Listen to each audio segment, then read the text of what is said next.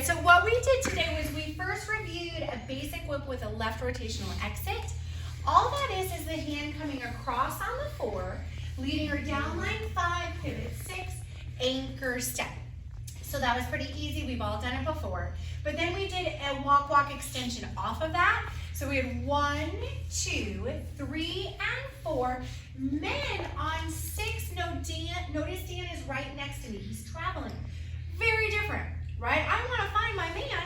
We step 7, but then puppet theory trumps the basic rhythm, right? So where I would normally do a 7 and 8, girls, I don't, because I feel that puppet theory lead me through to 8. We're in a forward V. We find circular connection.